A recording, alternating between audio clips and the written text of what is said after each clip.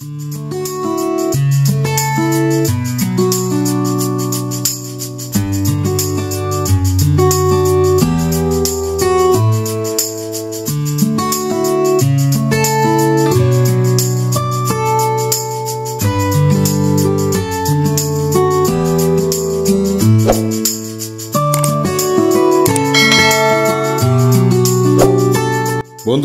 আশা করি সবাই ভালো আছেন এবং সুস্থ আছেন। আমি আবার নতুন একটা রেসিপি নিয়ে আপনাদের সামনে চলে এসেছি। আজকের রেসিপি হচ্ছে, দেখতেই পাচ্ছেন একটা বড় সাইজের সরপুঁটি মাছ পেয়ে গেছি বাজার থেকে। মাছটা 5 পিস হয়েছে, মাথা এবং লেজা নিয়ে। তো আজকে হবে সরপুঁটি মাছের ঝাল। খুব সিম্পল রেসিপি, অথচ খুব টেস্টি হয় এটা। আর সরপুঁটি মাছের টেস্ট তো খুব সুন্দর অবশ্যই। তো চলুন দেখে নিই খুব সহজ উপায়ে কিভাবে সরপুঁটি মাছের সুস্বাদু একটি ঝাল তৈরি করা যায়। প্রথমে মাছের মধ্যে আমি নুন হলুদ মাখিয়ে নিচ্ছি।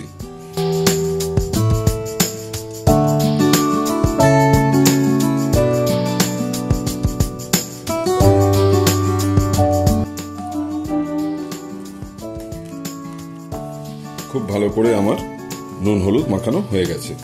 ওপর থেকে একটু সর্ষের তেল দিয়ে দিচ্ছি।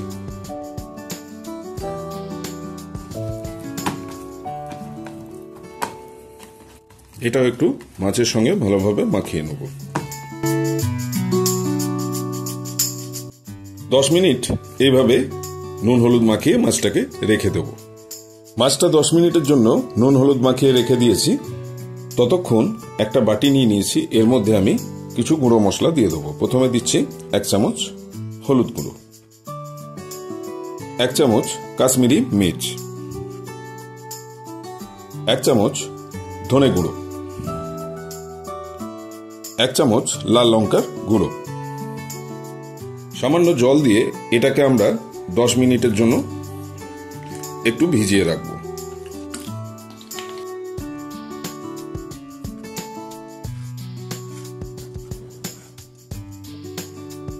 ভালো করে একটু মিশিয়ে নিতে হবে সমস্ত মশলাগুলো।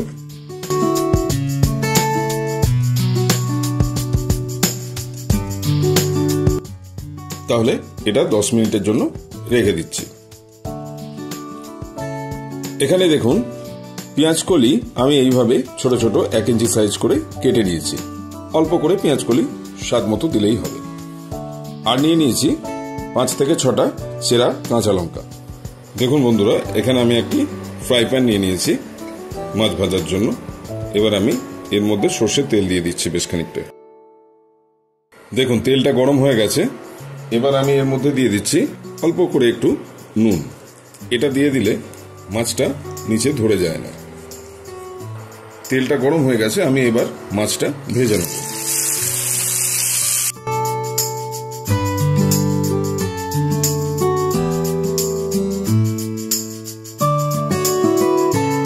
কিছুক্ষণ সময় দিয়ে মাছটাকে লালচে করে ভালো করে ভেজে তুলে নিতে হবে।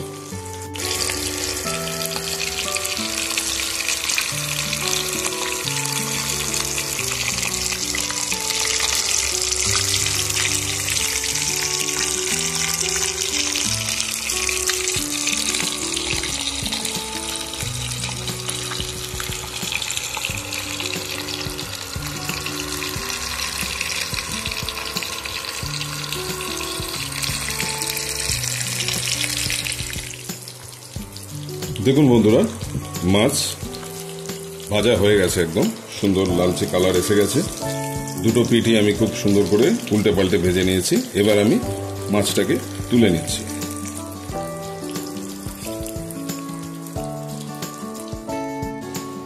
দেখুন মাছটা ভেজে তুলে নিলাম। মাছ ভাজার তেলটা একটু বেশি নিয়েছিলাম, সেটা এবার একটু কমিয়ে নিচ্ছি। তেলটা আমি অনেকটাই কমিয়ে নিয়েছি। এখানে 1 টেবিল চামচ মতো তেল আছে। এর মধ্যে আমি দিয়ে দিচ্ছি 1/2 চামচ কালো জিরে, আর দিয়ে দিচ্ছি একটা বড় সাইজের টমেটোকে আমি এরকম ভাবে কুচি করে রেখেছিলাম সেটা।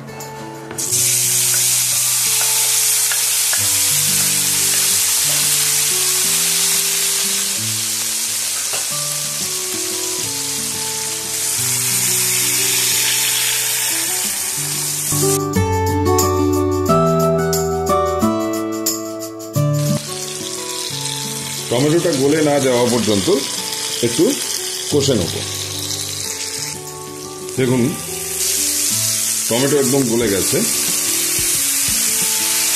খুব ভালো করে কষে নিয়েছি টমেটোটাকে কালো জিরের সাথে।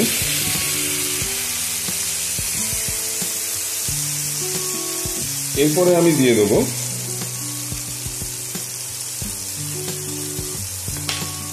প্রথম দিকে তৈরি করে রাখা গুঁড়ো মশলার পেস্টটা।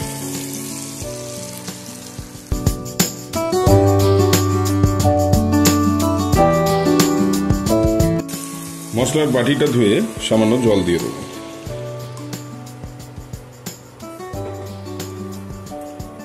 মশলাটাকে ভালো করে এবার একটু কষে নেব। 5 থেকে 7 মিনিট কষে নিয়ে ফিরে আসছি। দেখুন মশলাটা কষানো হয়ে গেছে, এবার একটু তেল ছেড়েও দিয়েছে। এর মধ্যে এবার দিয়ে দিচ্ছি অল্প করে কেটে রাখা পেঁয়াজ কলির টুকরোগুলো।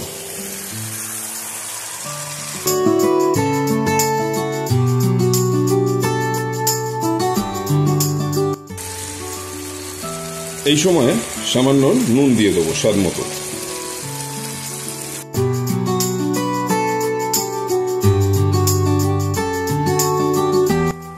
দেখুন বন্ধুরা মশলা একদম কষানো হয়ে গেছে পেঁয়াজ কলি সমেত।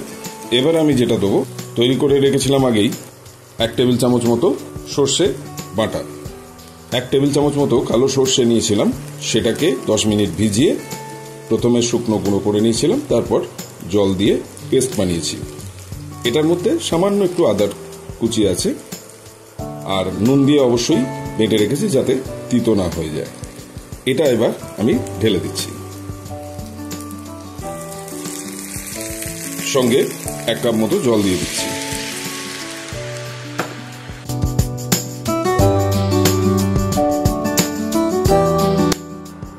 একটু নেড়ে চেড়ে কষিয়ে নিচ্ছি। সর্ষে বাটাটা দেওয়ার পর ওপর থেকে 5 থেকে 6টা যে চেরা কাঁচা লঙ্কা ছিল সেগুলো দিয়ে দিচ্ছি। টেস্টটাকে ব্যালেন্স করার জন্য 1/2 চামচ চিনি দিয়ে দিচ্ছি। দেখুন বন্ধুরা ঝোল ফুটতে শুরু করে দিয়েছে। এবার আমি সরপুঁটি মাছ যেটা ভেজে রেখে দিয়েছিলাম সেটাকে দিয়ে দেবো।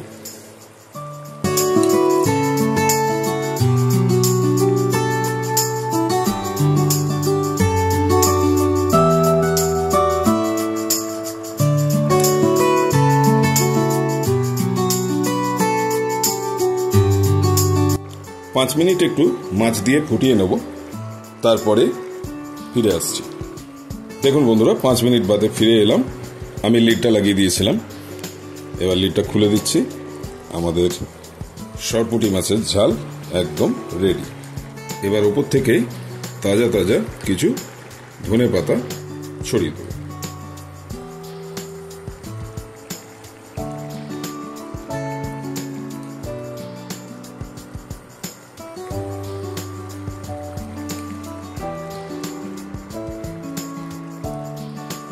ইন্ডাকশন বন্ধ করে দিচ্ছি।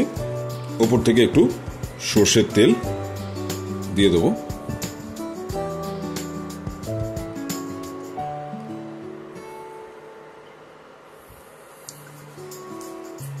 তাহলে বন্ধুরা এই ছিল আজকের খুব সহজ একটা রেসিপি, সরপুঁটি মাছের ঝাল। তাহলে আপনারা বাড়িতে অবশ্যই বানিয়ে খেয়ে দেখে কমেন্ট সেকশনে জানাতে ভুলবেন না কেমন লাগলো। আশা করব সকলের খুব ভালো লাগবে। খুব সহজ রান্না, খুব অল্প টাইমের মধ্যে হয়ে যায় এবং খুব সুস্বাদু।